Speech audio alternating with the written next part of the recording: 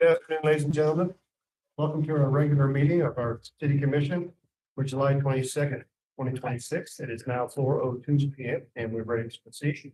Ms. Martinez, would you make roll call, please? Here. Here. Honorable Madam Forster. Here. Yep. Here. Mayor. Thank you. Please join me in 15 minutes of silent meditation.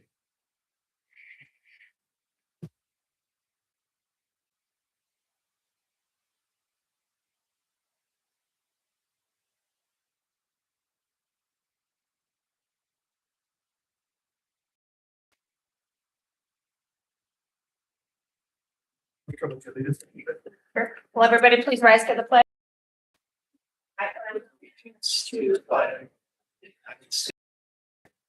To the republic, which stands, indivisible, liberty and justice for all.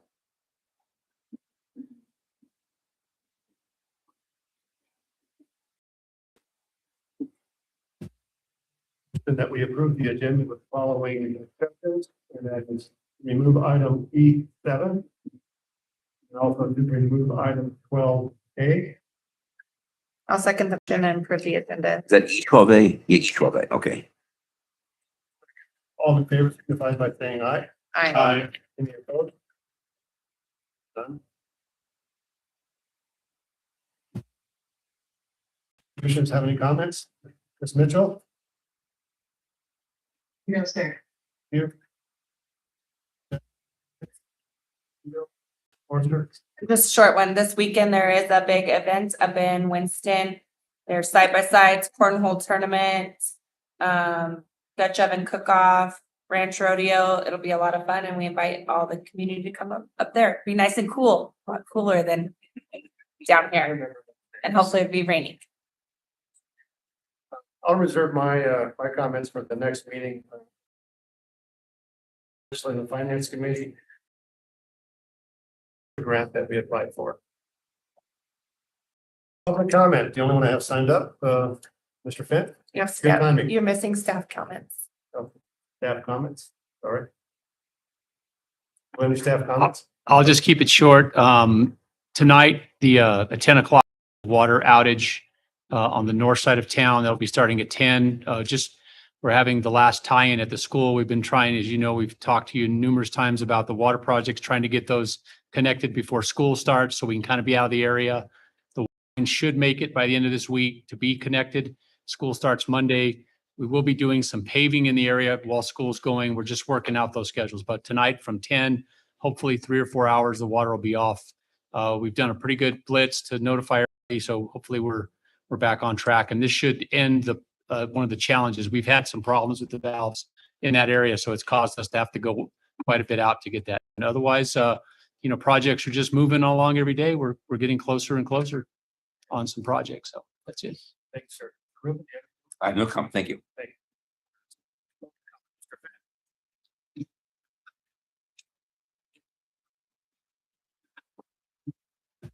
Well, I feel lonely and honored or something.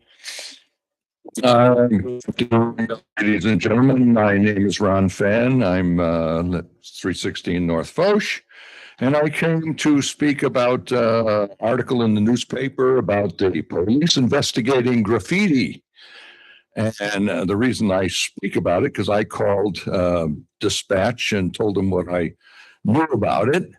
And it wasn't about who did it, but the fact that it didn't need to be done because the sign has been illegal for 30 some years. There was no reason for that sign to be. And yet the city, in all its hypocritic oath of if it goes on long enough and it's illegal, it's okay. I don't believe in that. I never will believe in that. The law is the law, and if you make laws, you need to keep them and get rid of them and get a lawless community. I'm sure there'll be people that would like that. I have some documentation for you. This is the law, and all the violations of the code that came into play in 1996. And the only, and I just want to point out that the only time that there was a permit issue, the adoption of the code. And they violated the application for the permit. They said, oh, we want a 400 square foot sign, and they built a 600 foot sign and a double billboard. Billboards are not allowed on any local street, and that is on a local street. That has no frontage on the main or Broadway or the Loop.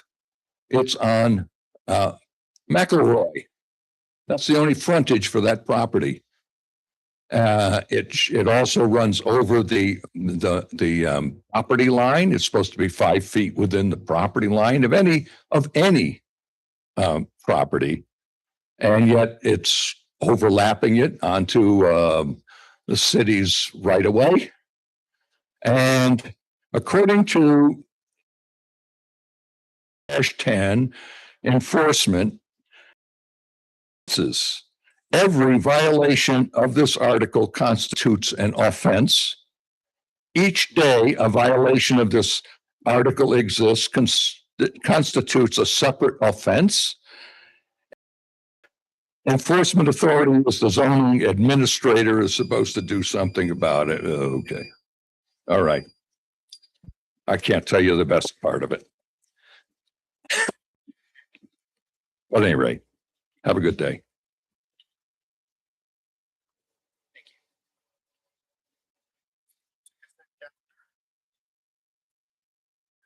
I'd like to make a motion to approve the consent calendar. With item 1, acknowledge purchase report of items under 60,000. Item 2, acknowledge subrecipient for fiscal year 25-26 fourth quarter reports. And item 3, I'd like to make a motion to approve. Do I have a second? All in favor, signify by saying aye. Aye.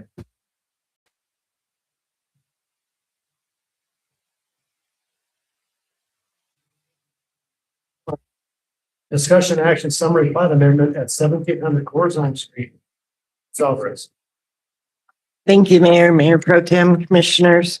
So this item was presented for public hearing at the Planning and Zoning Commission on July 13th. We did have 2 members absent at that meeting. The application does comply with all the applicable subdivision and zoning requirements. We had 1 proponent that actually spoke, but we did have multiple proponents in the audience in support. Applicant is requesting to divide her property.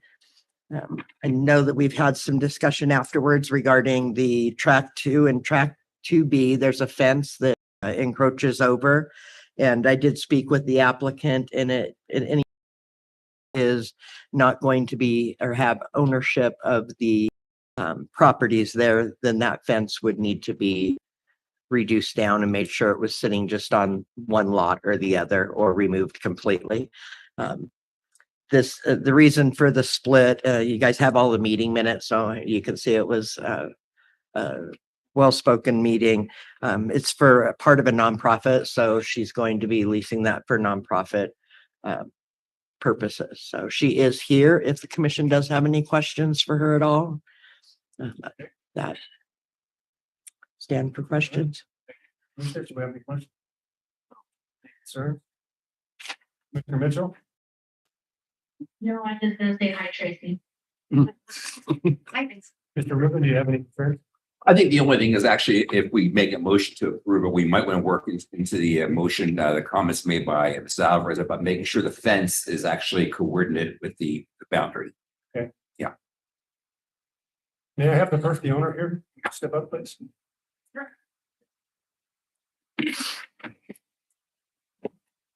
Hi. Hi, just identify yourself and My name's Tracy McGowan. I live at 1700 Corzine Street, Arthur Consequences. Yes. there's a better term. Well, we call it, the nonprofit is Ears Equine Allies Rescue and Sanctuary at Donkey Magic Farm being the location.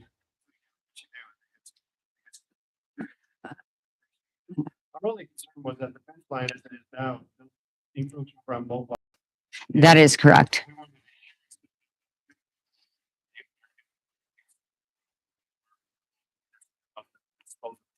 I understand.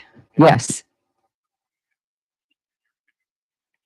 Yes, at which time the property goes into two different names, the fence line will, be adjusted accordingly.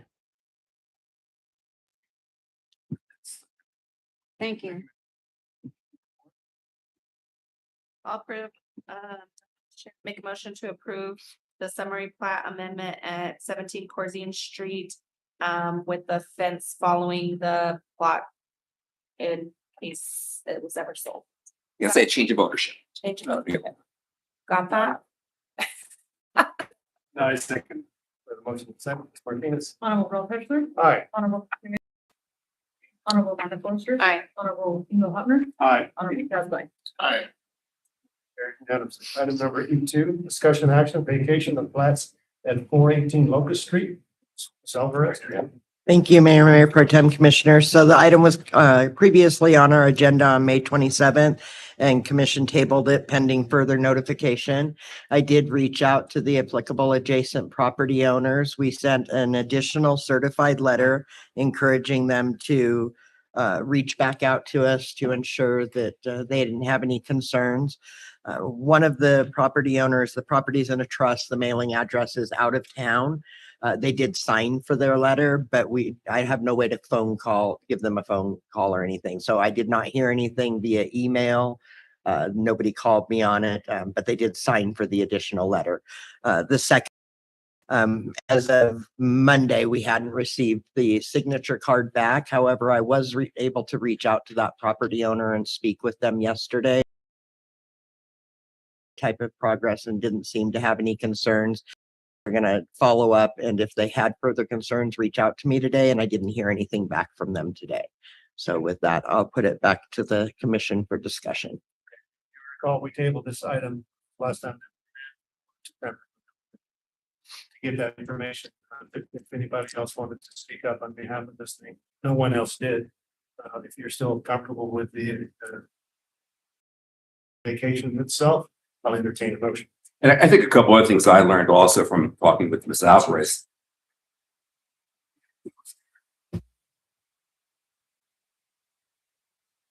There had been a concern that we thought that maybe the other landers might be landlocked, but actually upon further investigation, we found that's not actually, they would have access to their property. And, and I happen to be reading the planning and zoning minutes, and one of the commissioners pointed out that, the property, basically where the alley we're talking about is really kind of unusable. There's really no place to build in that area. So I don't think there will be any, any issues there where anybody would suffer any damage as a result of this. So I think we can go forward. Okay.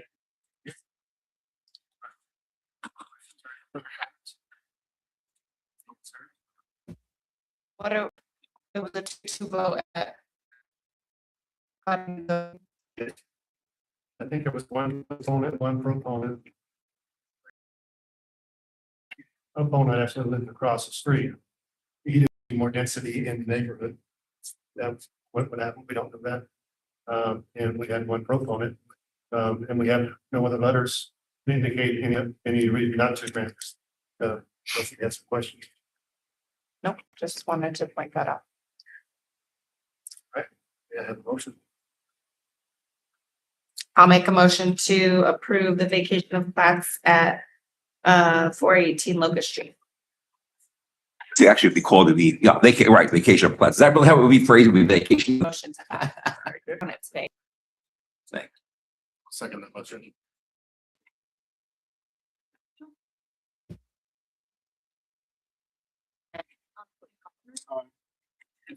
Aye. Carried. And I'm assuming Ms. Alvarez is probably going to want to work with me to actually the actual vacation that we're going to be reporting. I don't think we need to bring it back to the commission unless the commission, wants me to, but I don't think we would need to. I think we could just do it administratively. Correct. Yeah, I think so. Okay, good. Item E3, discussion action, consider approval of proposed changes to animal shelter adoption hours. Ms. Manning, welcome back. Good Good afternoon, Mayor Pro Tem, Commissioners. So as you know, the shelter is currently open Monday through Saturday, 8 to 5. We are just simply requesting that we do adoptions strictly from 10 to 5. The reason being is for the past year, our shelter has been beyond overcrowded, where we have, at one point, we had pop-up kennels right outside of our office door. So you walk through the office and the first thing you smell at 8 o'clock in the morning is dogs, and not the pleasant kind. So it's not always the best when you walk in and you're wanting to adopt a dog or a cat, and that is what you smell. So we're just asking that we change the adoption hours strictly from 10 to 5, so the shelter can look presentable. It can, without having food everywhere to the point where people think that, trust me, we are. They're just messy when they're in pop-ups. 8 to 10, when we are open, we would still take in, we would still do return to owners, still be open to the public for those who have questions, and mainly just do cleaning. So that's all we're asking. Yes, please. To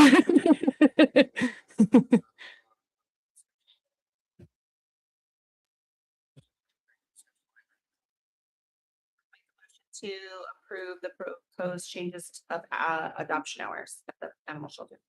The second move. Thank you. Venus? Honorable Madam Porter. Aye. Honorable Hopper. Aye. Honorable Klein. Aye. Honorable Ron Fexler. Aye.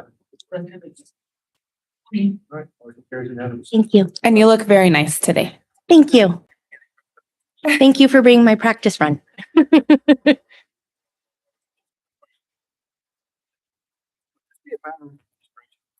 Come before the commission, or I would think that we would get involved in the issue, and it was brought to our attention, but managing the animal shelter and its hours, I think comes under administration more than city commissioners. Mayor Pro Tem on the phone, Commissioners. I think it could go either way. We discussed it. We feel like it's a policy decision, the hours that we set. And so that was the reason that we thought we should just bring it to the commission. Again, I'm happy to make those decisions. It's no problem, but I think, you know, it could go either way. So, I'm okay. okay. Yep.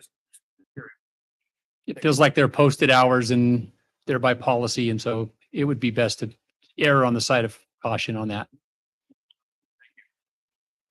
Thank you. Thank you for trusting me with that.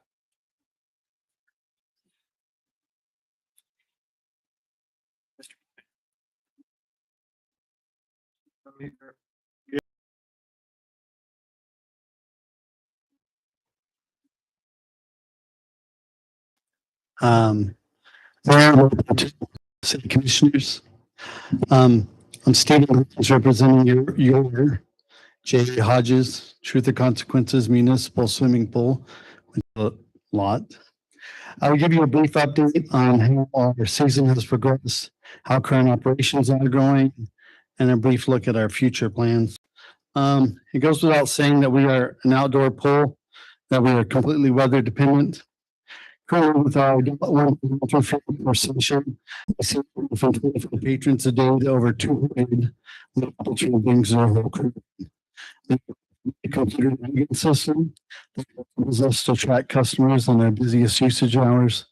We service swimmers, aerobics, therapeutic swimmers, private programs, state programs, federal programs, and of course, our general public. We've had 2 parties at the pool, with 3 coming up in the next 2 weeks. We're working on a few other projects, such as the U.S. Forest Service wants to do a physical training on some of the works. And yet, but we're in discussion with them. Fitness quadrupled our sales from last year. And we're seeing levels of use that were pre-COVID.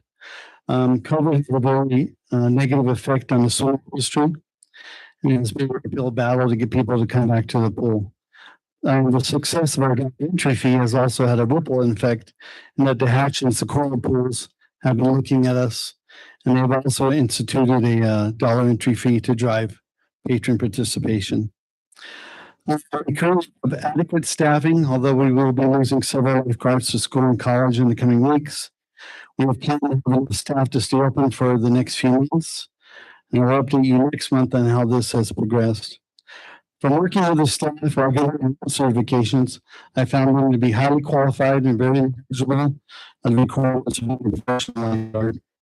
Particularly our chemical assessment, the filter system is still a top-notch sand filter system that he professes the best pools that he services on a monthly basis. He services Santa Fe, Albuquerque, Los Lunas, and other pools up north. Keeping the chemicals at correct levels is a science all its own. We are constantly checking and adjusting the system to keep our swimmers safe. State-of-the-art steamer pumps were installed that are connected to the computer system. These constantly adjust the chemical levels and they're very easy to use. I will revisit this when I talk about our future plans later. Almost 2 temperature to winch here. And I would like to visit with you sometime in the future for a more permanent awning that can be utilized by our larger groups. Speaking of future plans, I have a new schedule for and I apologize, it's not the one in front of you.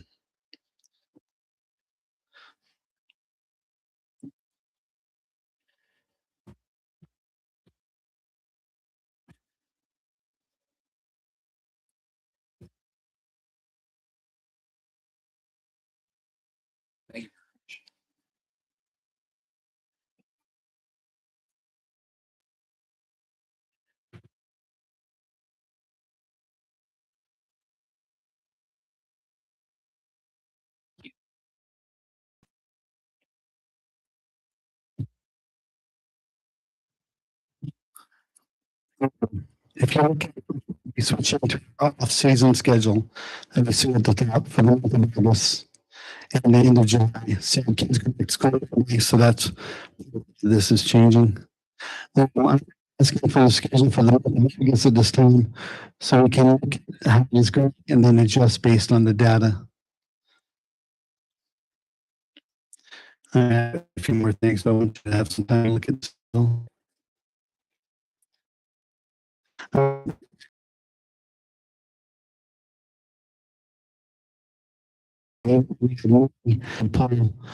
Education considering the health aspects of activities could increase usage. Personally, I mean, my back feels much better getting in the pool, and I wish I could get that across to people that taking that weight off and exercising is. I feel like we push that a little bit more, that we can increase usage. Here before you approve the schedule. So I'm talking about the usage with the chemicals and increase usage, increase level. Like constantly getting those positive comments from the subscribers and patrons. The cost of our current budget applications. So increase at this time. This may be and is there any question about the schedule?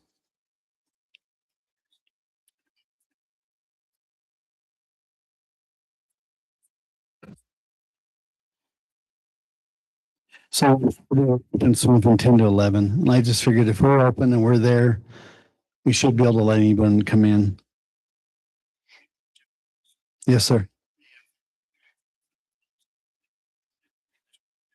We'll just come in and do it. No. And so I've thought of asking some of our physical therapists in town if they may want to go there, but I'm assuming that they have their own program already signed off by a PT, and they're going, hopefully they understand that so the way the lanes are set up, I'm using outside lane for like therapeutic. And so right now it's just kind of an outside lane that people come and use, but I'd like to hold that lane open, PT type work.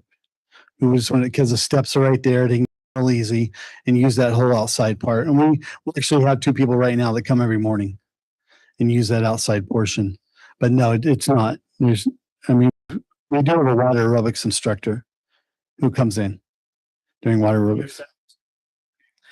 That's a question my boss asked, and right now it looks great because we've had 3 students who are going online or have asked to stay on. So right now it looks great, but I'm just full disclosure. I've had patrons come in and say things were not great previously, like last year during this time of year. It wasn't open some morning. So that's what we're trying to fix, is that there's somebody actually there in the mornings when they show up for lap swim, that there's actually somebody in the building. So I was told that was not always the case at times. Well, I've certainly heard nothing but positive things about this year. Last year. And it's nice to have someone that that has ownership of it and cares about it. So It's set up well. The systems are there to be successful. So, and the staff's great. They know what they're doing. And we've had some hiccups there, but as I've been doing my certifications, I've realized they really do know what they're doing. And I mean, when you talk to them there, I didn't put on here, if anybody ever wants to tour the pump house or room and see what we're doing, it's pretty impressive.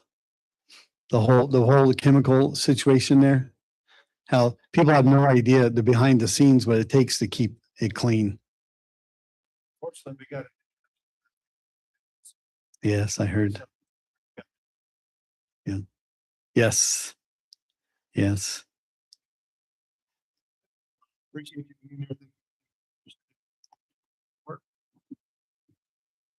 Any other comments? Ms. Mitchell, do you have any comments?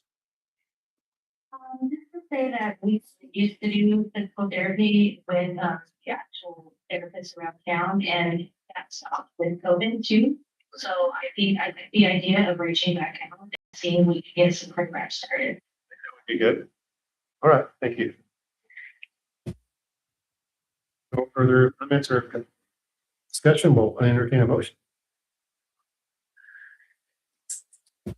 Motion to approve the approval of the proposed changes to the homes as presented. I'll second the motion. Ms. Martinez. Honorable Ingo Hopner. Aye. Honorable Chaz Lyons. Aye. Bob Chesler. Aye. Odessa Mitchell. I Rule Amanda Forrester. Aye. Motion carries and it's. Or it is good to do.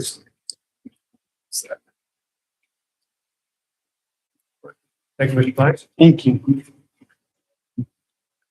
Move on to item E5, discussion action approval of executed grant agreement for FY 2017 Beautiful Grant. Go ahead, sir.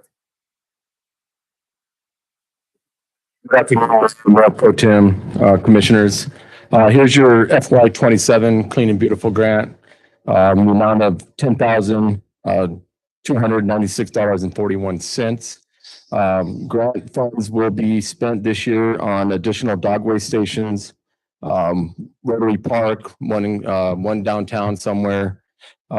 Purchase of 2 additional bottle refill stations. We want to put one next to the skate park at Ralph Edwards Park. To support the skate park and also to support the Levitt series, the concerts that are going to be going on this year over at Ralph Edwards Park.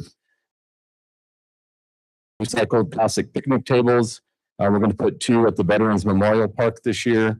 And we're going to put 1 at the sports complex. So the Clean and Beautiful Grant has been a good partner. We've every park where we've had picnic tables throughout the years with these recycled plastic picnic tables. These things got span on them. So hopefully they'll be there for a good and long time. The 25% match will be paid by in-kind services. We partner with Main Street. They do the 2 community cleanups here for us. And then some of the match will also be paid through administrative services from the city and the finance department, things of that nature. So I'll open up for any questions you might have. So.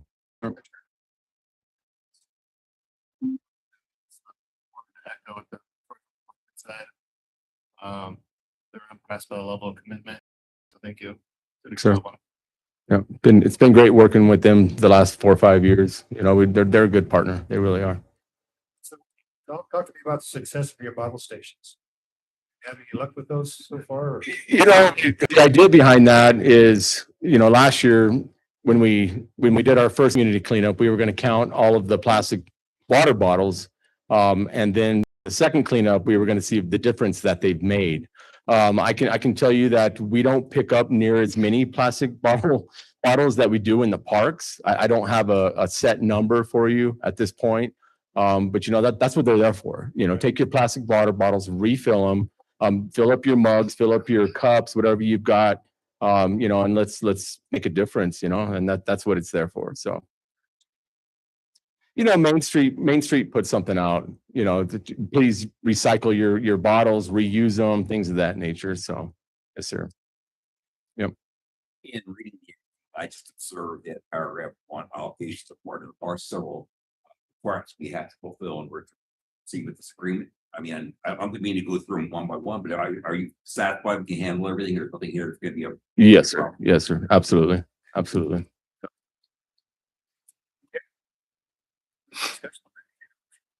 Make a motion to approve and execute the grant agreement for the FY 27 Clean and Beautiful grant. Honorable Kathleen. Aye. Honorable Amanda Porter. Aye.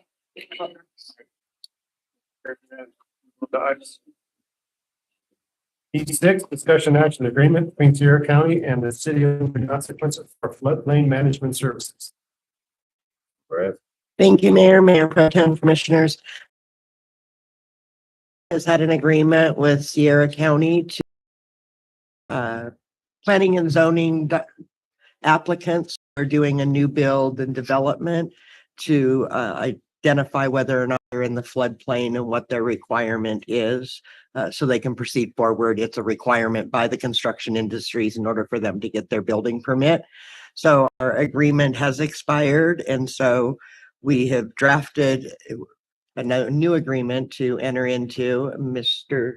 Whitehead, City Manager Whitehead, actually presented that at the county commission, sorry, can't talk today, it's late, county commission meeting yesterday. And so with that, I'll turn it over to him because he'll have some update. And then the only thing I would ask commission is if you feel so inclined to recommend approval, if you could look at my recommendation for how to word that, that would be appreciated. Thank you. Thank you. Mayor Pro Tem, members of the commission. Yes, I did present this yesterday on behalf of Tracy. One of the things that came up when we started looking at it between the county and us, the agreement that we had in place has the word in the title that included "and enforcement." What I was concerned are the same. There is no enforcement from the manager inside the boundaries of the city of Truth or Consequences. They're not responsible for telling us how we deal with flooding and flood mitigation. The purpose of this program is for a certified floodplain manager to certify whether or not the sits inside the floodplain, and if it does sit inside the floodplain, to then determine what the base flood elevation is. What we found is the application, so a citizen, that in they're doing their building, the citizen actually goes directly to the floodplain manager and gets that information. Then that information is just inserted into their application to get their building permit. The floodplain manager never city and reports on whether or not it's in there. Construction Industries kind of manages that. This is kind of a remnant of when we used to have a building inspector and we don't, and then the transition. Then part two, Tracy does send all applications. If our engineer requests a base flood elevation, then the same process would happen, that the floodplain manager would then certify with our engineer. And I both felt like they don't have any jurisdiction to enforce management inside of our boundaries. And then the second part is they recognize that they're really not providing a service to the city of Truth or Consequences. They're providing a service to the citizens of Sierra County that require a floodplain certificate. And there should be no fee for that charge, that the citizens should be able to go present. They have to have it to complete their permit. So the two changes the county commission approved was to approve the agreement as it exists. They removed the word enforcement from the title, decided not to charge us $5,000 for providing the service. So what our ask would be that you approve the agreement with Sierra County under those terms, removing enforcement and removing the fee that we would pay for $5,000. That the agreement would be intact and correct as presented. It's clear enough. I think it's excellent you got those changes. For kind of bringing it up and starting that conversation, one of the commissioners. And then again, the spirit of conversation there was really about making sure that we're finding ways to communicate and share and partner in areas where we can. And this just didn't seem like it was, in their opinion, and certainly mine, after understanding it, of us paying $5,000 for something that has to happen, and it's not a large process. So. Discussion. Sir? You have any questions? No, sir. All right. I'll make a motion to approve the agreement between Sierra County and the city of Searcy for floodplain management services. With the words enforcement being deleted and the $5,000 payment being. Correct. Correct. Excuse me, I'm sorry, I didn't mean to be. You're good. Just- Way to be on it, Jay. Keep us in line. I second that. I think we might want to modify that to allow the mayor to execute the final agreement. Oh, I don't agree to that. Okay. Just kidding. Per form. Kidding. Yes, all of that. That's my motion. Thank you. Honorable Charles Klein. Aye. Honorable Eva Hopner. Aye. Honorable Walt Kessler. Aye. Destiny Mitchell. Aye. Honorable Amanda Forsby. Aye. Okay, we're skipping number 7. We're moving on to E8, discussion action MOU between the city of Elephant Butte and the city of Truth or Consequences. Right. You want to join me? Mayor Pro Tem, members of the commission, this is another partnership agreement that we would have with the city of Elephant Butte. A little bit, again, at back history, the city has had this agreement in place for a little bit of time. The city of Elephant Butte was having some challenges with after-hour calls and kind of called and said, hey, I don't think we're getting the service that we are paying for. And when we read the agreement, they were getting exactly the service they were paying for. So it was a little bit vague. The terms of the contract effectively said that the city would provide the same service that they did before. That was it. So we met with the city of Elephant Butte, kind of talked about what their concerns were and came up with a solution. The chief, we were both instrumental in kind of negotiating. So what you'll see here, the agreement would allow the city through the police department to make one patrol in Elephant. So the contract will allow for one patrol if we have one officer. If we have a full staff of a complement of officers in our community, this is animal control, then the chief could provide a 7-day-a-week, one patrol for 7. That patrol in the contract would happen from 8 to 5, normal business hours. So effectively, we would be able to go if there was a call. So the second part of the agreement, the sheriff is the chief law enforcement officer in Elephant Butte. So we tied the agreement to the chief because what they were having is issues where citizens would be walking and then they would either be potentially attacked by a pack of dogs or an unruly dog would come out. And that's when they would need some enforcement. So they're going to now call the sheriff. And then if the sheriff needs to dispatch us, we will go. That would happen during normal business hours within the terms of the contract. But if it happens after hours, we would charge a $200 fee to go out after hours, which would cover our overtime and our overtime cost. So that gives Elephant Butte kind of full 24-hour day access to animal control, but it's done through the sheriff's department and through the dispatch. So that's the main change. And I'd let the chief talk about how he plans to enact with this, and then we'll go over the terms. Good afternoon, Mayor Pro Tem. I know she's online, but commissioners, right now we do have 2 animal control officers. And so next week they will begin a 10-hour shift. And so they'll be offset to where they'll be able to provide the 7-day-a-week coverage and go a little more into the evening. And so that'll help substantially with that. And then any kind of call that comes in after hours that is specific to animal control, then they could get dispatched at that rate. If we're unavailable for that call, for say he's at another call or maybe just not available for some reason, then it would roll over to the sheriff's office, animal control, and then they would have the ability to also charge the same fee for a call out. We had a little bit of challenges prior to hiring this individual because we only had one officer, and with them being on all the time and burnout and alternating Tyler in with it, and Jamie helped out on the weekends to try to provide as much coverage as we could on the weekend. This having the second officer just a whole lot simpler, makes things a lot easier, and will cut down on a lot of costs. Not outside of city limits, no, sir. Yes, sir. So last year we paid 18,000, this year we're paying 12. But we have a contingency of $200 a call. So in some respects it's better, but then we may actually go back to 18,000 if we have to pay $200 a call out. But they have to. That's correct. We're receiving. We're receiving, I didn't mean to Yeah. say we we're receiving. It's $12 plus $200 a call. Yes, sir. Yeah, Mayor Pro Tem, again, what we tried to do was make the agreement stand on its own. So you get general services for $12,000 a year, $1,000 a month. You get the one patrol. If a call comes in during business hours, we can go, so we know exactly what we're supposed to do. And then the call out going to 200, that's 30 calls, right? So, I mean, we'd be right back at the 18,000. So that was a concession to try to make the budget fit for Elephant Butte and for us. So again, if we get 30 calls, we're right back. And then we'll evaluate at the end of. We think it was a fair partnership for us and Elephant. We could handle it, and then we know what to expect. If we get a call out, before we would say, well, we were already there. We can't go. Now we know we can compensation. Provide services in Williamsburg. We do, yes, sir. We have a separate agreement. We just, Discussion. Mayor, the only last item, the Elephant Butte, we had put in there that the chief would report quarterly to the Elephant Butte Council, could get up to date. They came back a couple days ago and asked if they could get a report monthly.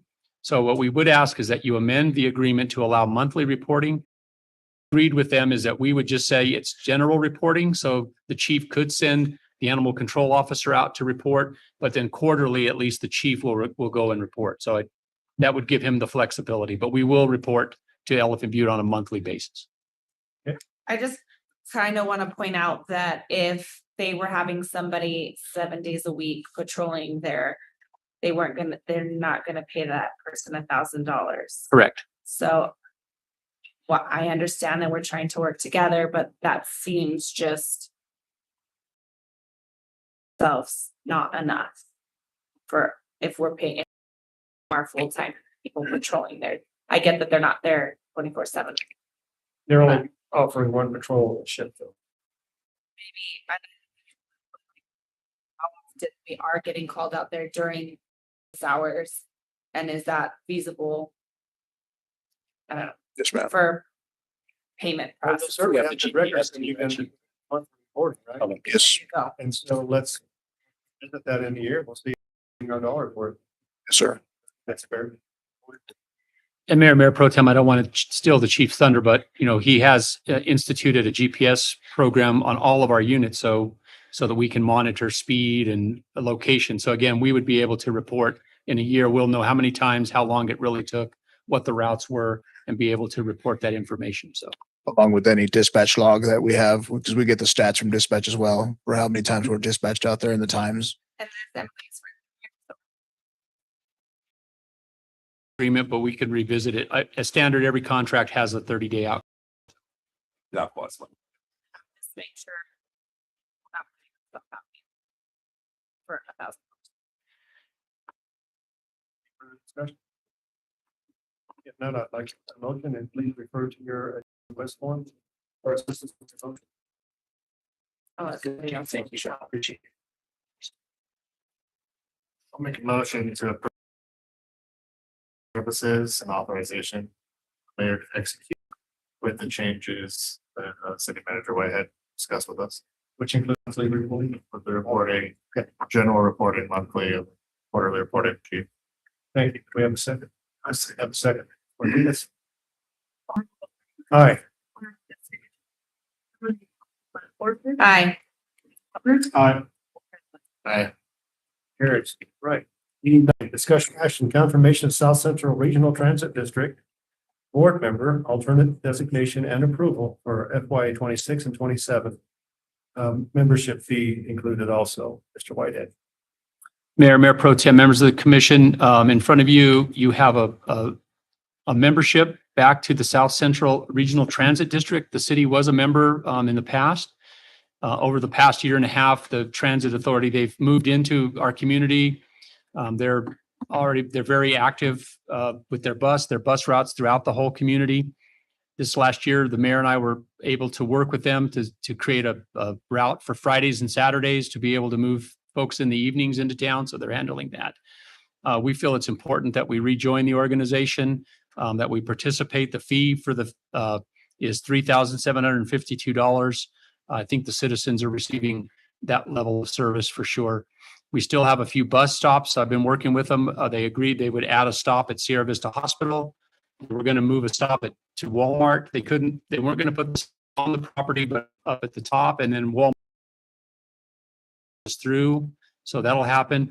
And then we wanted to stop at the health building. So they were going to move the bus stop from in front of Sierra County Courthouse to the back. They're still working on that. I reached out to them a couple of weeks ago, and they're still on board with trying to get those done. So, and then we just need a commissioner to serve on the board and authorize us to pay the fee and be a member of the transit district. Sounds good. I would like to ask if Mr. Hepner would consent to serving on the board because of his interest for transit in this community and being the impetus initially for us to even ask the questions to get this done. So I second that. I think. Okay. I'd like to see your participation on the board if possible. Yes. And with that also, we'd need to have an alternate. Do we have a volunteer for an alternate? Okay. Thank you. All right. Have that. Well, in that case, I'd like to make a motion to approve Commissioner Hepner as the primary representative for the South Central Regional Transportation Department, and for Chaz Kleins to be the alternate, and to approve the payment of $3,752.24 for the FY 26 and 27 years as our membership fees. And I will second the motion. Honorable Destiny Mitchell. Aye. Honorable Hopper. All right. Thank you guys. Discussion action presentation water and wastewater rates under current. Mayor Pro Tem, members of the commission, this is going to be a minute. Comfortable. As you know, a year ago, the commission, well, it's been more than a year ago, we commissioned for a rate study to look at our water and our wastewater rates to determine to what level would we need to increase those rates to keep up with our current operations and our current debt load. You had that presentation about 7 months ago. What I've taken the time to do is look across the board. The first item you see within your packet, I went back all the way to 2017 with help from the utility department. I put together a presentation showing you every rate increase that's happened across every one of the utility structures that we have, all the enterprise funds. You can see electric, water, sewer, and sanitation. At one of the meetings, again, it was brought to our attention that we've been using CPI as our factor for raising rates, and so there were a couple of years in there where the rates went up significantly, 9% here, because the CPI rate was at 9%. So that structure, that document is really just for your information so that you can see how rates have increased, how low they were, and how the rate increased. The second document, we're at a point where we need to either determine that we want to do an additional rate increase or continue on with the current rate structure. It is my recommendation that we stay with the current rate structure and allow the rates to increase. They should have increased in July. I've held them up. So this action would allow those rates to move up starting in August. And we would go with the current CPI rate. When I put the proposal together, the CPI rate for the month of for the month of April was 4.2. It's always a month behind. It was 4.2. That's why you see the factor of 4.2 on my proposal. The current, we just ran the CPI. It's dropped to 3.6. So that's the action I would ask you to take today is just authorize, go ahead and increase the rates according to the current rate structure at the CPI value of 3.6%. the rest of the information that I've put together for you inside your packet is taking, so what I did is I took the current budget, the expenses that we've had actual. I built two models. I built a model that was at a 0.5% increase in expenses. So effectively, I'm saying hold expenses flat, or one that would allow expenses to grow at a rate of 3%. I've given you four models of which you could consider a rate increase. If you take a look at page, Kati, can you roll down to page, I think 3? Keep going, I'm sorry. Continue. It's probably page 7 or 8. That one right there, that's the page. What you have in front of you is we stay at the rates that we're at. We continue to, on an annual basis, raise our rates at a rate of 3 at CPI. I average that to be a 5-year period of time. You can see that by doing so, using the 0.5% rate increase on expenses, at the end of 5 years, we would be $2.2 million in the hole of cash. We don't have enough cash to stay at CPI and moving forward. It's just the facts, not enough money. Our debt load starting next year will go from $540,000 to $750,000, just the we also have another program on today, the USDA. So we've been required, the city had a requirement, when you take a USDA loan, you have to set aside funds for debt retirement, and you have to set aside funds for what they call short-lived assets. So we've worked on that. We've done none of those. So currently today, we should have about $170,000 in the debt reserve account, and we should have somewhere around $400,000 in our short-lived asset account. The nice part about short-lived assets is we can use those funds on a yearly basis. They're not telling us to book a reserve and never use it. So it can be an expense within the department, but they definitely need to see line items in our budget that cover those two expenses. So technically, we're out of compliance with our USDA loan regulation and have been for a minute. So I've got a proposal on how we'll fix that. But adding all those, we won't have enough money. The next what I've plugged in would be the rate increase based consultant's recommendation. Their recommendation was we go to a 6% rate across the board for the residents, and we raise the commercial side at 8%. If we run that model and we hold expenses flat, breaking even over 5 years, we would dip into our cash about $120,000. So again, we feel like that model holds true in this presentation, just like it did in the consultants. Then the other two opportunities I gave you were to look at, say, let's just go with a flat 5% rate increase across the board for both residents and commercial, and do that for both water and wastewater. Lock it down where every July it just goes up. We're not tied to CPI, so there wouldn't be an opportunity for rates to increase at an unacceptable level in any 1 year. That kind of works. We end up about $700,000 in the hole. Or the final one would be go across the board, 6%, same residents and commercial, 79. The other recommendations in this is that we phase out 2 years the free water. So again, we give every resident 2,000 gallons.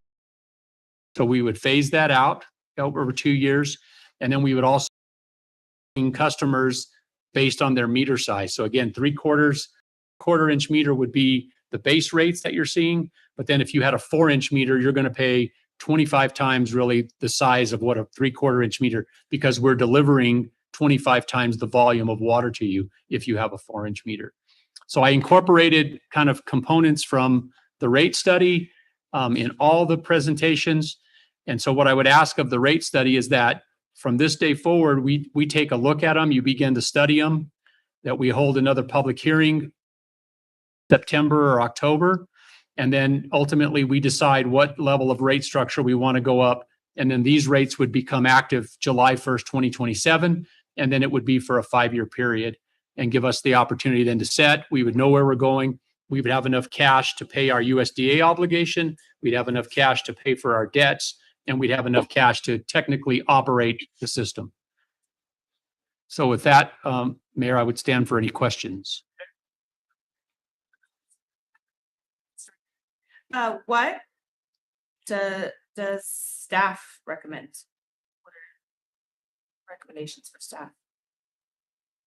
I wasn't prepared for that. I really had hoped the 5% window would come in being the right structure. It feels good. We've been doing 5%. Williamsburg uses 5% as a model. We've been using 5% at the wastewater.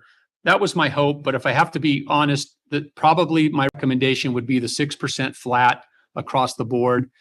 Treat everybody the same. We're all in the same boat. We looked at potentially having needed to raise 5 million to fix the plant. We got through some grants. So I think if we could set that up for 5 years, lock it in at 6%, everybody knows what we're going to do. I think that would probably be my recommendation. And then we would only fall short in water, but we would surplus in wastewater. That's correct.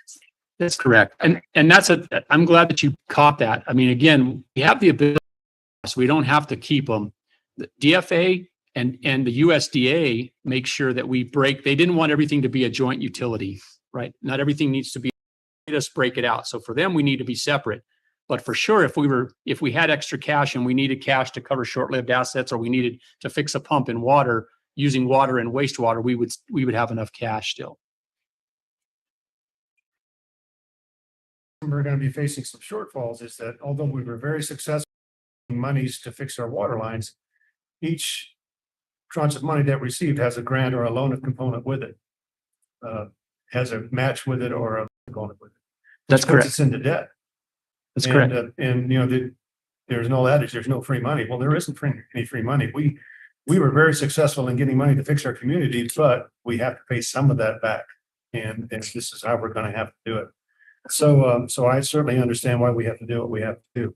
A couple of questions. So as we repair our water lines and we fix our leaks, is that going to make any difference at all in in how much we're going to have that we're going to go into debt? Is that going to help this equation, or is it just negligible?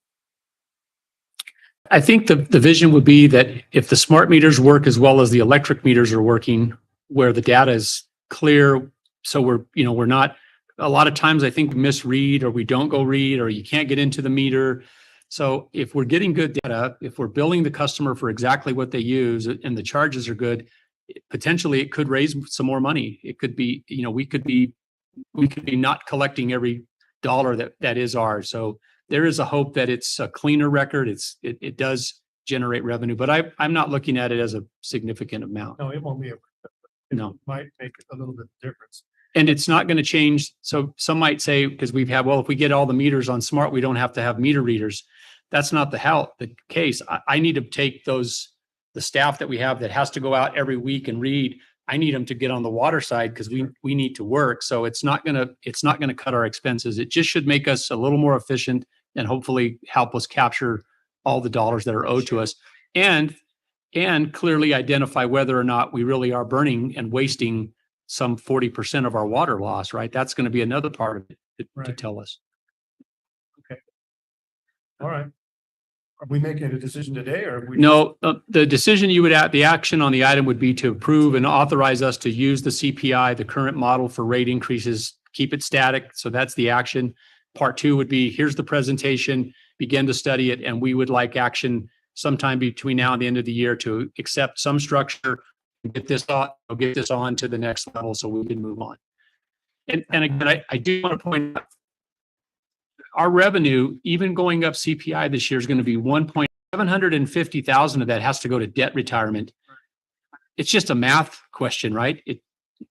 There's $1.1 million left to run the system, and it's not enough. If you go look at how we broke out the budget, I'm programming $100,000 a year to fix water lines after we pay the staff, para, all the stuff that we have to pay. So we're not raising a lot of money, and it's going to be tight. My concern is that we're just postponing the inevitable. And the more we give up today, the more we're going to have to make up later. That's correct. And so even the CPI at 3.6%, I appreciate it, but perhaps we should go back to last month and go to 4.2% just to minimize the damage that's going to happen later on and kind of incrementally work into it.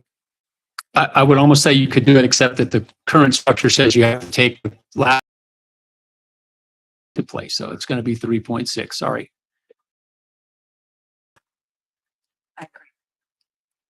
Okay, I'm going to approve the FY 2026 to 2027 water and wastewater rates in accordance with current rate policy. But we will revisit it after we've studied it before the end of the year. Yep. Perfect. Do I have a second? I'll second it. Martinez. Honorable Madam Forster. Aye. Honorable Hopper. Aye. Aye. Aye.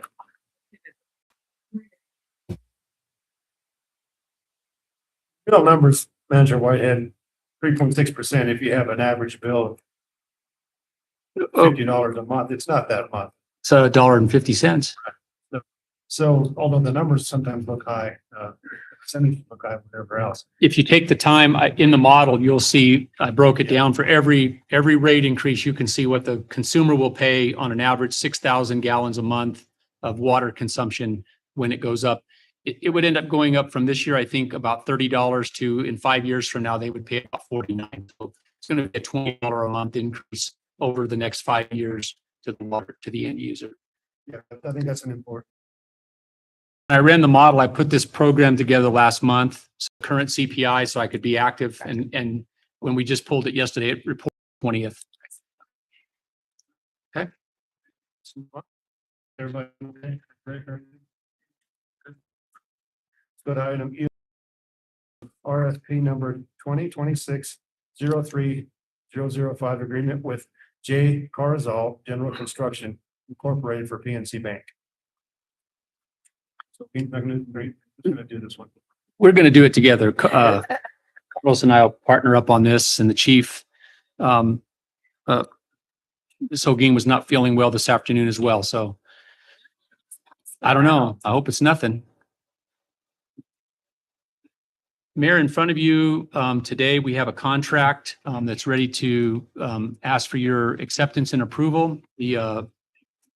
As you know, we put out for requests for proposals under a design build concept to remodel the PNC building into a new police department. We were fortunate to have 4 bidders provide us bids. Under the design build, you don't necessarily evaluate the bid based on the lowest bid, because we don't exactly know what we were going to have designed. We had an architect give us the schematics. The 4 bidders were then evaluated based on their ability to deliver the product. At the end of the day, we had 2 of the 4 bidders that we wanted to interview. We brought both of those in to see they were doing similar size buildings, similar size projects, similar scope, both in the area. And then the committee then evaluated those based on price. It just happened to work out that J. Carzal was the successful bidder in qualifications, and then as well as the low bid. So before you today, the recommendation would be to approve the contract with J. Carzal. The amount of the bid is for $504,666. I have that correct? We have gross receipt tax and 1 ad alternative. And with that, Mayor, I would stand for questions. And just for clarification, the packet actually has a couple of contracts in there. We're talking about the AIA document. That's correct. Yeah, I just read it. Saw a couple days there. It looked like they were kind of old. Yes. Right. That's why I Thank you. want to mention it. Yeah. Mayor, let me go back over the numbers again. The base bid is $504,666. And we have an ad alternate to replace the carpet in the building for $2,110.72. Funds are available to accomplish both. And the motion today would be to approve the purchase order, the requisition, pending the notice of obligation. So we will be using the state grant. We received $375,000 for this. So we'll use those funds first. And so we do have to get a notice of obligation before we can then enter into the final contract. As the attorney did point out, the contract is a standard AIA contract, which spells out all the terms and obligations. And then in the packet, you can see the breakdown, their cost on the items in which we'll be building and the way they'll break those costs up. So what's the timeframe look like? Mayor Pro Tem, members of the committee, very confident that they can get this done in about 5 months. Jocelyn felt good. We're giving them 280 days, less than a year, but we're going to go ahead and give them the full 280 days in case we have any inclement weather or problems getting anything shipped in. Questions? Ms. Mitchell, do you have any questions? So if it continues past that, A standard liquidated damages clause.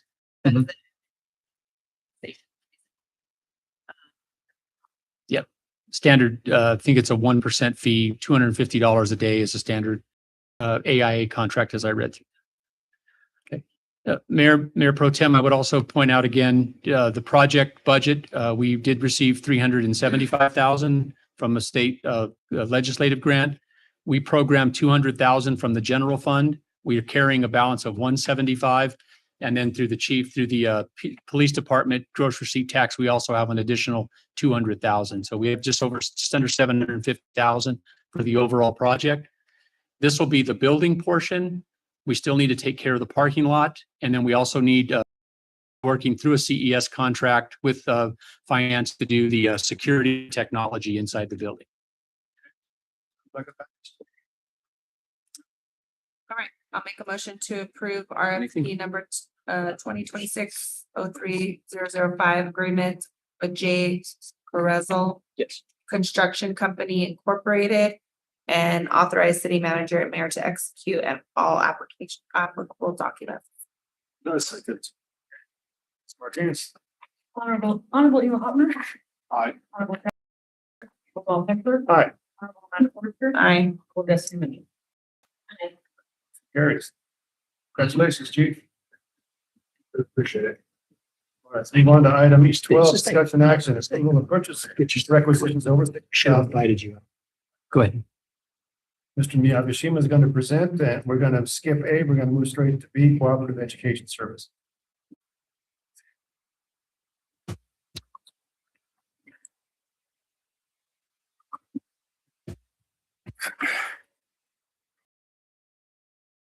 Good afternoon, Mayor Pro Tem, and City Commissioners.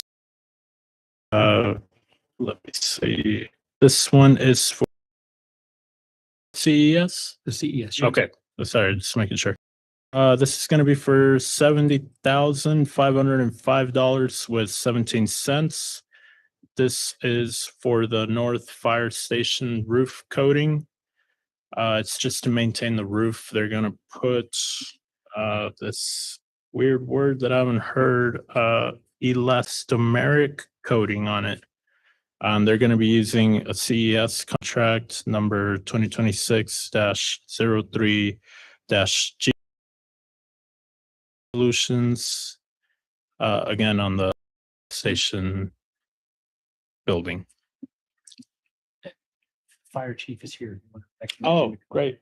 And he's here if in case, you know, you need more specifics on it, I can defer to him. You have anything to say?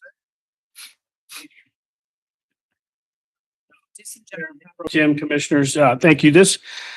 We've been working on this for a couple of years. We've got plenty of money that's in our state fire fund, so we've already allotted for the amount.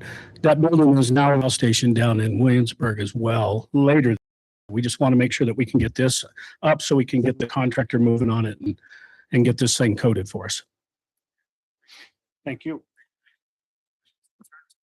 Mayor Pro Tem, what will happen here, this again, CES, this is one of the first CES contracts that we've formally done in construction. We use them for other, purchasing vehicles, which are straightforward. What you see in your packet is a requirement by contractor. They have to work with Gordian to put together their bid. It has to come through this process. So Gordian helps the contractor make sure the bid meets the specs that we need for the project. Once you approve it and it gets turned into a purchase order, the next step, it'll go to CES for their review to make sure that it's compliant with the terms of the contract for the contract. And then the contract is with CES. So we're not only just using CES, they are kind of our partner to oversee that the project goes along and we pay it according to those terms. So staff recommends full approval for the project.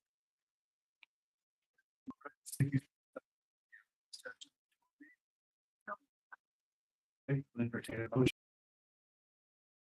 Motion to approve purchase requisition CES contract amended by our chief procurement officer in the amount of $70,505.17. Is that right?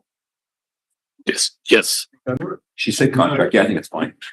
No second. Arnold Capline. Aye. Paul Heffler. Aye. Marble Porter. Aye. Hoffner. Aye. Well, Destiny Mitchell. Aye. Carries. All right.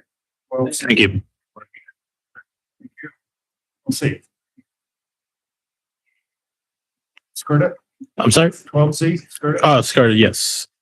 This is, it stands for Sierra Co Regional Dispatch Authority. This is for, this is going to be the amount of $281,000 and 587 cents. This is for all of the 911 dispatch services for this, out of the general fund specifically.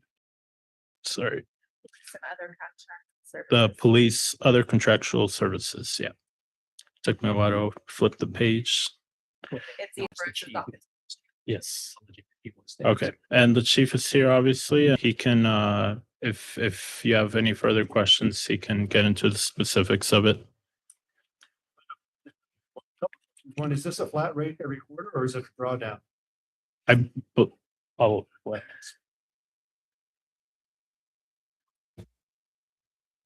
Mayor, so this should be a flat rate for the year. It's based off calls for service. The only change that we might get or savings that we might get at the end of the year is dependent and contingent upon our GRTs. And we get certain GRTs that goes towards a DFA loan through SCRTA. And so if those are high, then at the end of the year, we may get some kind of savings at the end. But this is based off projected calls for service. So if we get less calls though, It would be less, yes, sir. Yeah.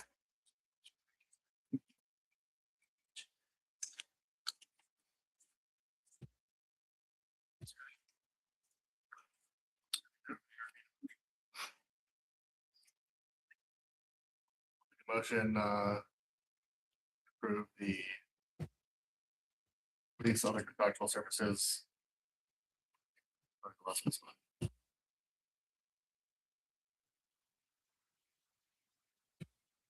$1,000, $587.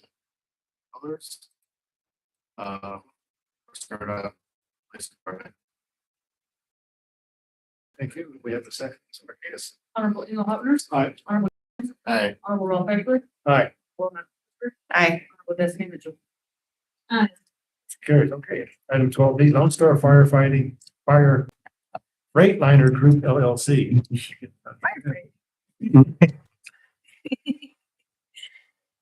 Mayor Pro Tem and City Commissioners, this was pushed to this week. They already gave a presentation, the Solid Waste Department.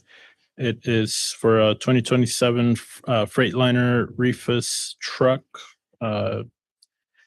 And this is they're using a statewide price agreement. We checked it out. Everything looks good. And I will defer to further questions. At the last meeting, I asked to table this item. The truck comes in two pieces. So you buy the truck from Freightliner, and then it needs to go to an upfitter, then to put the trash receptacle unit on it. At the last meeting, I did not see the CES number for the upfitter. So when we went back and looked, Freightliner, the actual vendor, is the contractor with the upfitter. So the two contracts are together. So the purchase is in order. The second challenge that we ran into as we looked through the budget, I do have to inform you that we'll be running a negative budget this year to order this truck. The truck will take 1 year to come in the time that we order it. So what staff is recommending today is that you approve the requisition and allow us to place the purchase order. We are in September or October. We also have our new truck coming. We have the truck we ordered last year is going to come in August. So we pay for that. by moving the order down to October would give the truck a year and would give us a chance to replenish some of the cash that we're going to be using. We're carrying a balance of about $1.2 million in reserve in the solid waste fund. I've looked at the numbers. We do not need to be that much. So we're moving into that cash about 400,000 to really pay for this truck into our savings account, 1,000 in the solid waste fund in a year. So just wanted to make sure you were aware of that. It's a big number, but we have no obligation. There's no DFA requirement to carry that much cash. I'm comfortable that there's not any real requirement to carry that much cash. We did pay off the building last year, so all of our debts at the solid waste fund are in order. We don't have any debts, and I think by the presentation you can see the truck is definitely needed. So, Questions, concerns? I'll make a motion to approve the purchase requisition. The amount of $390,000 for the Lone Star Freightliner Group LLC.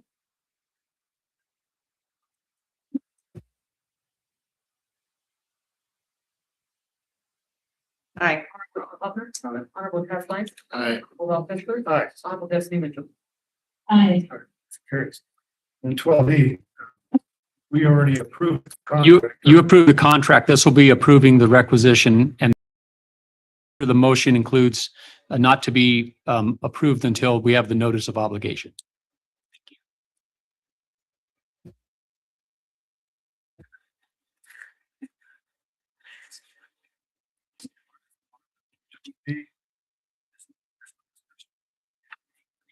Did all the hard work. I did all credit.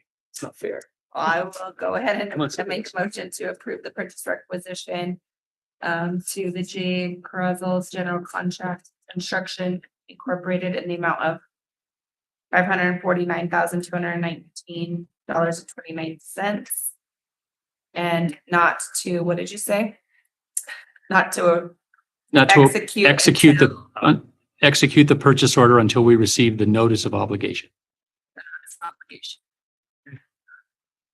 I second.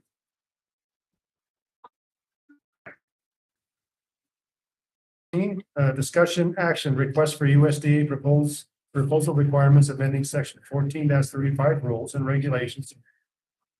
The city manager, Mr. White. Mayor Pro Tem, members of the commission, this is going to be another little, if you so inclined and accept the proposal, the action would be then just to authorize us to go out because it will require a change in our ordinance. The current ordinance under section 14-35 requires that the city manager on an annual basis set aside 4 tranches of money. One of those, the general language of those items talk about joint utility. These funds, these obligations to the city manager have been around departments into a utility joint capital project fund. That fund currently has a balance. We're using that to pay our current obligations under the grants so that we have enough cash to pay the grants and get our reimbursements for our water projects. It has about $1.5 million that fund has raised. The proposal today would be, the new ordinance would require that we only add 2% to that. So I'm going to roll 0.25% out of this obligation. The second code is an interesting one. 14-35-C requires that we put a total of $12,500 a year into each of the accounts, which is $3,500 from each of the funds. And we have to keep doing that till we raise $1 million. The chance of us getting to $1 million, putting $12,000 a year away is a long ways out. The good part about it, we've been doing it a long time, and there is approximately $140,000 in that particular fund. That particular ordinance I'm proposing goes away, but we would eliminate that requirement, and it would become part of the new USDA program. The third code, 14-35-D, requires that we do a similar set aside of 1 3/4 for the wastewater treatment plant only. That fund also has about $150,000 in that fund as well.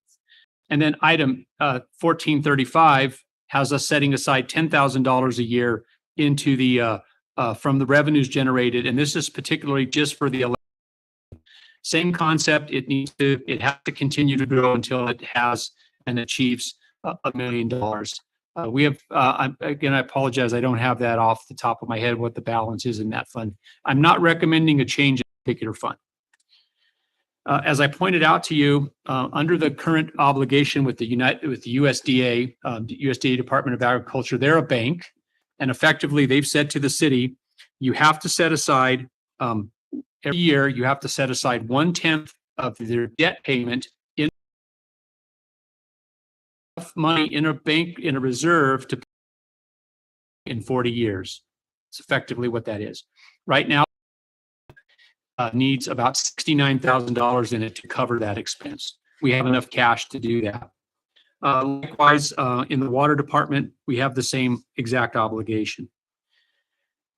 It also requires that we to cover what they call short-lived asset or short-lived assets. Those are items that have the ability to break within a period of 15 years and less, and they break them down into groups of 1 to 5 years, 5 to 10 years, 10 to 15 years. I looked at the short-lived asset list that the USDA put together. Now, remember, they're just looking at engineering reports, and they put them together. Well, they had several times where they had the same short-lived asset in there three times. So I was able to break those down, come up with the exact numbers, and I would like to present to the USDA that our short-lived assets be at a value of $1.2 million for the wastewater department and $59,000 for our water department. That would be, if they accept that, that would be the targeted goal, that over a period of time, we're carrying that much of a balance in our fund. What the USDA has accepted is that there's no way that we could fund that completely right now. They just want to know that we acknowledge that we should be doing it and that we put some funding in it. So the proposal that you have today would be that we change the ordinance. Let me get to my page here. I apologize. So that we amend the ordinance 14-35. We reduce the requirement from 2.25% to 2%. We eliminate the requirement to put the 12,000 aside. We change item 1435C to be the requirement for the USDA that says that if the city takes out a USDA loan, we are required to set aside those funds for the loan, and that we're required to set aside funds for the short-lived assets. I believe by taking that action, it would show our seriousness to the USDA. And even though we're not going to be able to fund them at the $1 million level, the USDA would be able to see that it is part of our ordinance. And as the city manager, I'm required to fund those at a level that I can get to. The second action that I would be asking in the ordinance is funds that are already currently active. Get to that page. That would be a line item 316-9103-10317, which is the emergency reserve. It's carrying a balance of $149,264. We would retitle that and call that our emergency repairs for the water department. So that fund and that amount of money would become our new short-lived asset account for the water department. As I pointed out to you, City Code 1435D has already been setting aside money for the wastewater plant. I would simply ask that we retitle that account, and it would become the short-lived asset account for the wastewater plant, and it would have $150,000 cash in it, the current balance. So effectively, we're changing the ordinance from what it used to be.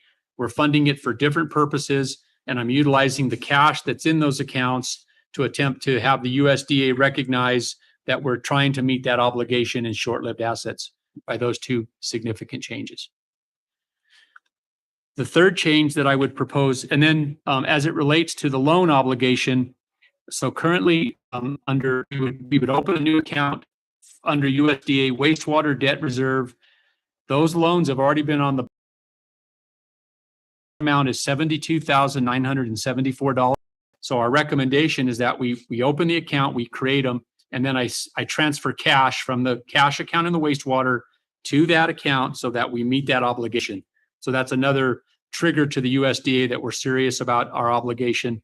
And then we're fortunate because the water side, it hasn't been that active. And so we need to put 65,961 in that account. And again, I think we can fund that 100% basically from cash. But moving forward every year,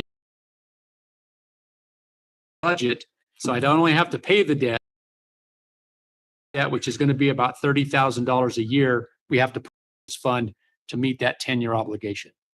Okay, Who's going to remember all of this? you are, Mayor. Well, we'll memorialize it in an ordinance, and then we'll set up a good policy that'll help, and so it'll be part of our process. The last item that I'm going to ask for a change, water, it has to do with the electrical plant and then our ability to use funds that we have available to help us at this current time. Code 1435E requires again that we set aside $10,000 a year into electric fund for the benefit of the electric plant. And that those funds continue to accrue until they reach $1 million. What I would propose today in the ordinance, what I would be asking is that we change the $10,000 contribution to $50,000. We bring in enough revenue that we should be setting aside more than $10,000 to solve our long-term issues, that we raise it to $50,000.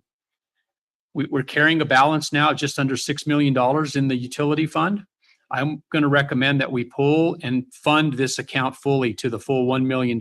So we transfer from the electric department into the electric department savings account, the full $1 million. The third piece of my recommendation would be that we allow and we authorize, with permission of the commission, that any of the enterprise funds could utilize that $1 million as a reimbursable loan to pay for the grants that we have.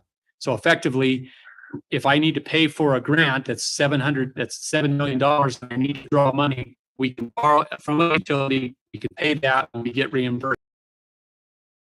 Something where each of those funds could pay some form of, but by doing so, this would give me now about $2.5 million of cash available to us so that we can pay for our reimbursements. We're fixing to get another $25 million in projects, and it's getting tougher and tougher to keep up and get our bills paid, get the reimbursements in.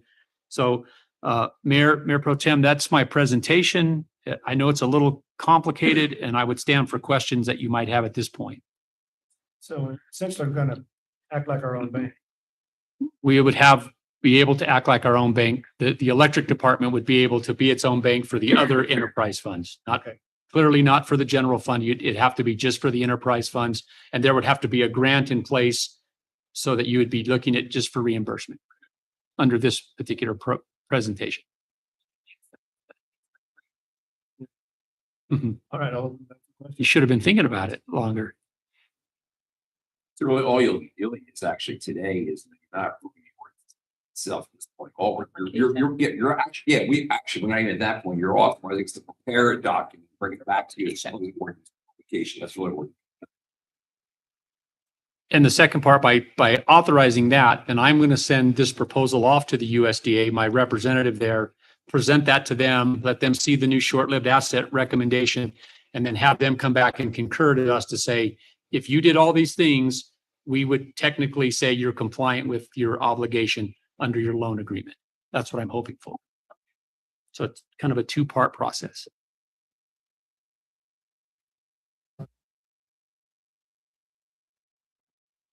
Right. Okay.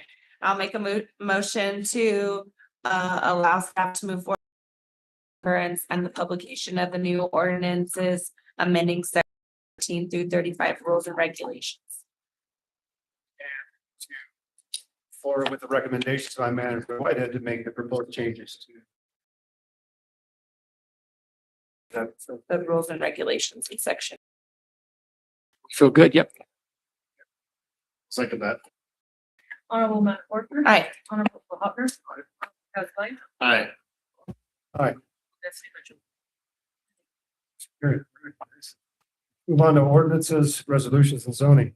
Tracy's got the ball. Discussion action resolution number 5/26/27 fiscal year 27 NMDOT LGRF grant. That's Albert. Thank you, Mayor Pro Tem, Commissioners. We finally did receive the grant agreement for the LGRF co-op as part of the acceptance of the grant agreement. There's also a resolution included within there. This has already come to you for acceptance of the award. It's just the execution of the grant agreement and then showing that we have the availability for the cash match requirement. The scope of work is for various streets. I do have them, or Brendan actually did a great job listing in the agenda request form, the streets that this one will cover. It's going to be more for maintenance.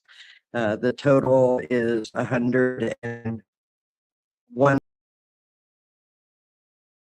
3,978 for a total project amount of 135,911.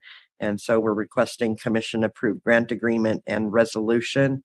And I will refer to Manager Whitehead if he wants to say anything.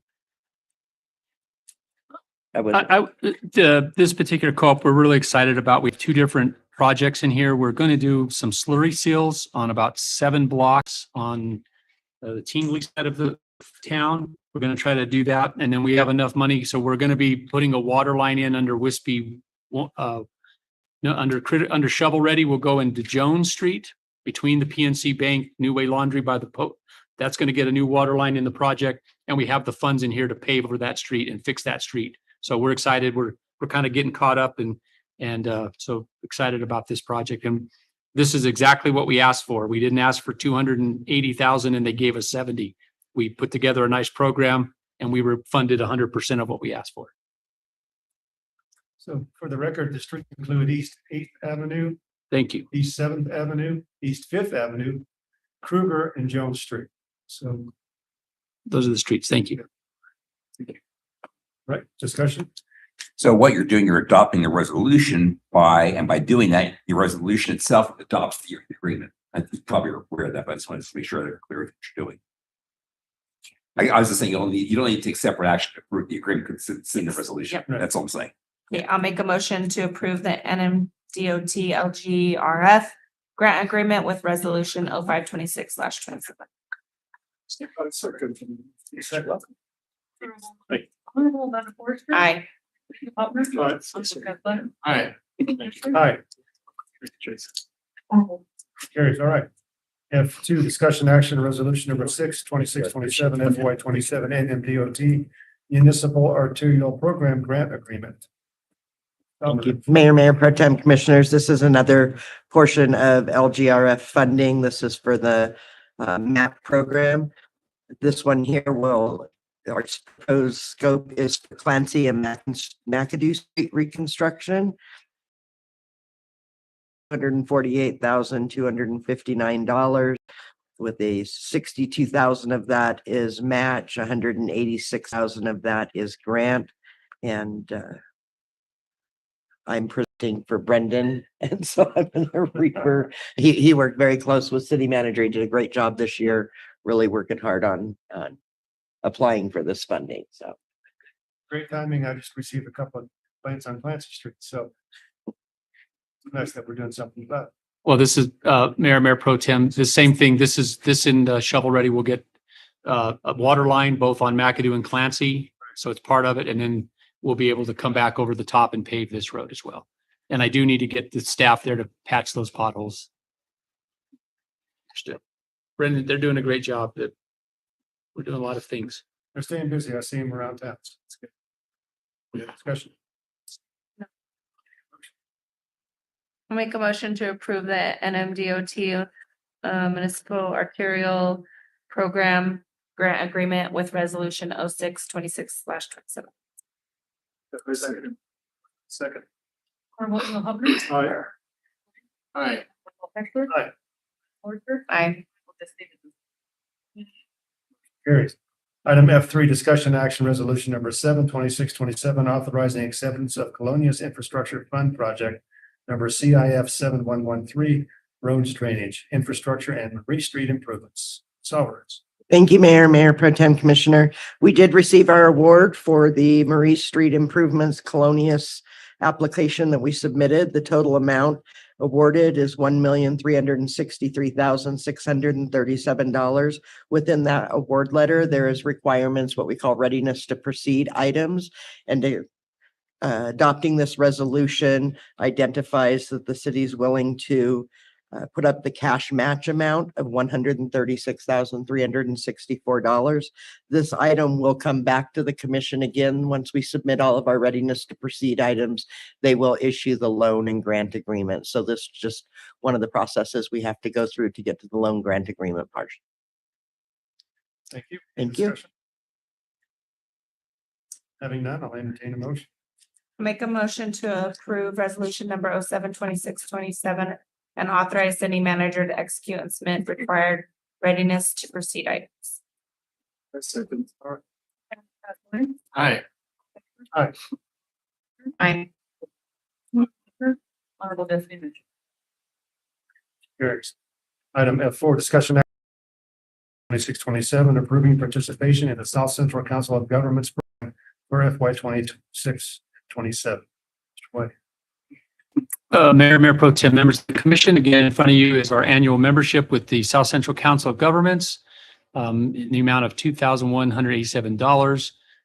Staff recommends full approval. As you know, we're working diligently with the council. They're good partners. We have a staffer that helped us, as you know, this year with our ICIP. Their current grant writer is helping Bo and the electric department finish out the resiliency grant again for this year. So just fortunate, Jay and the staff are actually managing a legislative grant that we received for OHV signage work. So again, we've been very active with the Council of Governments. Very thankful for them and would recommend approval. Yeah. Wasn't always true. Last couple of years, though, we've been utilizing it fully and we're getting responses. With that, I'll entertain a motion. I'll make a motion to approve the resolution authorizing the city's continued Sierra County Council or South Central County of Governments membership of $2,000 going 06. Honorable Matt Porter. Aye. Honorable Eva Hutner. Aye. Aye. Aye. Okay, Tim, that exhausts our regular agenda. I'd like to make a motion that we move to executive session. Item 1, threat and pending litigation, Sean Barnes, pursuant to 10-15-187. That will be the only item discussed. We got a PD and we'll move into executive session as soon as we clear the room. I'll second the motion. Honorable Hasline. Aye. Honorable Hector. Aye. Aye. Honorable Eva Hutner. Yes. Aye. Honorable Deputy Mitchell. Reach that. I will do it just. Rating. Not at all. Not at all. Right now, that's the current living structure.